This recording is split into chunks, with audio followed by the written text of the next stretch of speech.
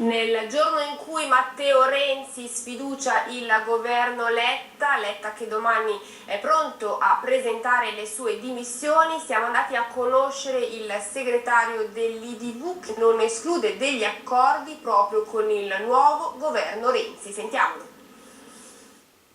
Progetti chiari, primo fra tutti, contratto collettivo di lavoro europeo, significa che i lavoratori italiani devono avere gli stessi diritti e le stesse opportunità dei lavoratori degli altri paesi europei.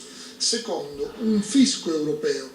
Le imprese italiane devono essere tassate al pari delle altre imprese, non è tollerabile che le imprese italiane siano tassate al 44% e quelle tedesche o inglesi al 20%.